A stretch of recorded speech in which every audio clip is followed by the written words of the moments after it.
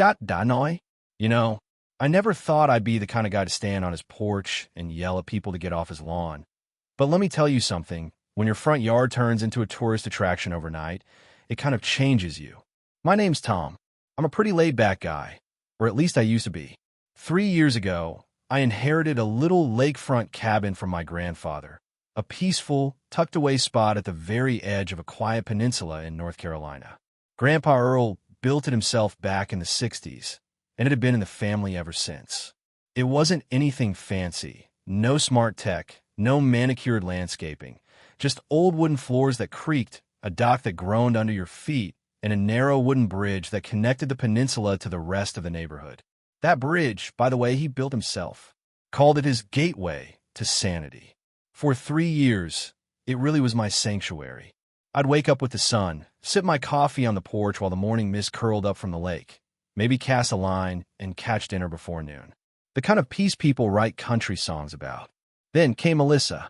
Melissa Langford moved in 6 months ago into a McMansion halfway up the hill from the lake. Late 40s, always in heels, hair sprayed within an inch of its life, and the kind of voice that could strip paint off a barn door. First week, she introduced herself by knocking on my door and handing me a clipboard. Said she was forming a homeowners association and I should consider getting on board early. I told her politely that my property wasn't within the HOA boundaries. Never had been, never would be. She smiled, that tight-lipped real estate agent smile, and said, "Oh, we'll see." Should have known, then, she was trouble. At first, it was just annoying. She got the other neighbors planting matching flower beds and repainting their mailboxes. Started sending out newsletters with slogans like, "Together, we shine." I ignored it all. I was outside her little utopia bubble. But that didn't sit well with her. One day, she showed up at an HOA meeting and started talking about underutilized community assets. I wasn't there, but a friend told me she name-dropped my dock, called it a charming opportunity for shared enjoyment. Next thing I know, there's a flyer in my mailbox advertising guided neighborhood tours, complete with a stop at, you guessed it, my lakefront property. I called her, tried to stay calm. She answered like we were old friends. "Oh, Tom, don't be so territorial," she chirped. "Think of it as free advertising. People love a little rustic charm." I told her flat out, "Take my address off the tour." She sighed like I just ruined her day and said, "Fine, but you're really missing out on a golden opportunity." Did she stop? Not a chance. She kept casually bringing folks down the path during her walks, always with a little joke about the grumpy recluse at the end of the bridge. By summer, I was seeing 5, 6 groups a day, strangers in flip-flops and floppy hats tromping through my yard, taking selfies on my dock, some even spreading out picnic blankets on my lawn like they own the place. I put up signs, private property, no trespassing. Didn't matter. Melissa had built a narrative. I was the cranky old guy hoarding the lake. Then came the breaking point. I got back from a 3-day business trip, and my yard looked like a frat party had exploded. Beer cans floating in the water. Melted marshmallows stuck to my dock. A whole raccoon family going to town on a half-eaten sub. I saw my neighbor, Dave, sweet old guy, retired firefighter. He was shaking his head.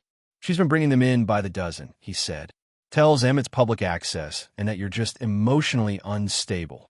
That was it. Something in me snapped. Now, I'm not the kind of guy who goes looking for a fight, but I'm the kind of guy who reads his grandpa's old property records on a rainy day. So I drove down to the county registrar's office, spent 2 afternoons digging through dusty files, and I found exactly what I was looking for. That bridge, the one Melissa called historic community infrastructure, it wasn't hers. It wasn't the HOA's. It was mine, built on private land, with no easement, no access agreement, nothing. Legally, every person who crossed that bridge without my permission was trespassing. So I called a lawyer. Then I called a company that installs security systems. 3 nights later, under the cover of darkness, a crew rolled up and installed a solid steel gate right at my end of the bridge.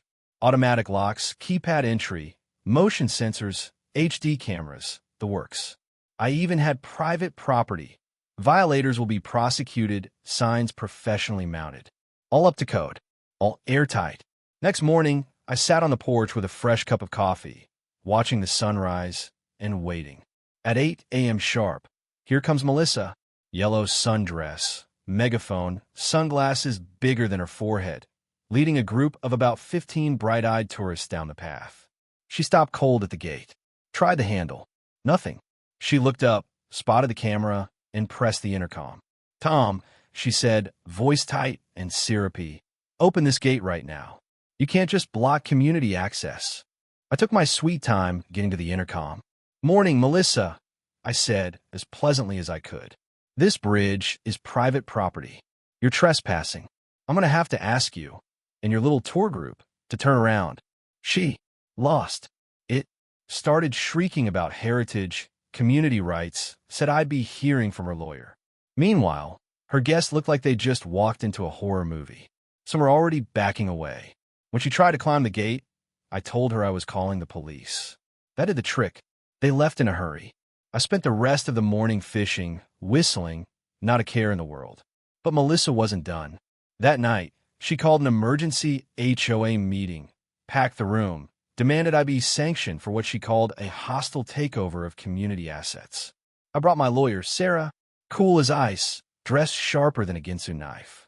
She laid it all out, deed maps, tax records, even Grandpa's original construction permit. Melissa tried to argue the bridge was a cultural landmark.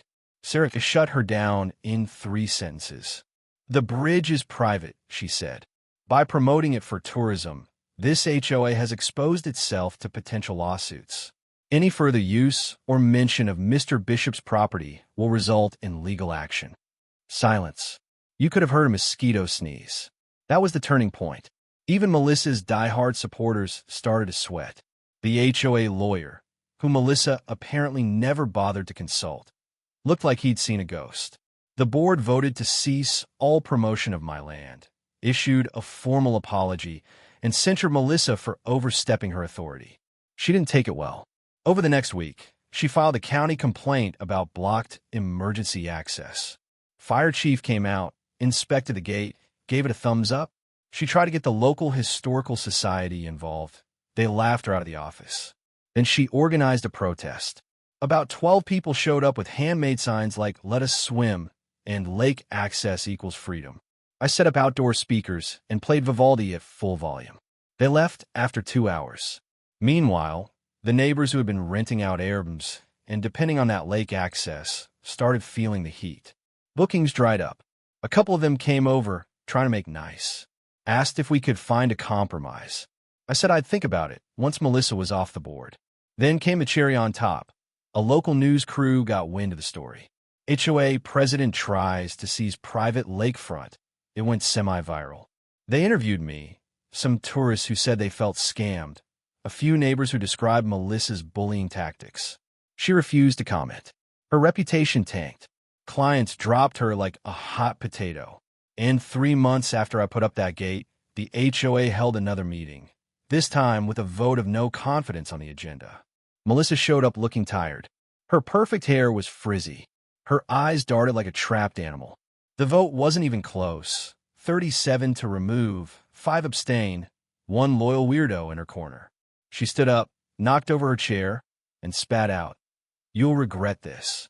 When your property values crash and the tourists leave, remember, you picked him over prosperity." Then she slammed the door so hard, a picture fell off the wall. The best part? My lawyer had been documenting everything. We filed a civil suit, harassment, trespassing, unauthorized commercial use of private property. And the state real estate board opened an ethics investigation.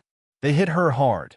2-year license suspension, $15,000 fine. Last I heard, she sold her house at a loss and left town. Now I sip my coffee in peace. Birds are back. No beer cans in the water. And every time I hear that gate click shut behind me, I smile a little. You know, it's funny. I didn't want this fight. I just wanted to be left alone. But sometimes peace needs a little steel reinforcement. So what do you think? Was I in the right? Or should private land be shared if the community really wants it? Let me know in the comments. I'll be reading every one. And hey, if you've ever had a run-in with a power-hungry HOA president, I'd love to hear your story.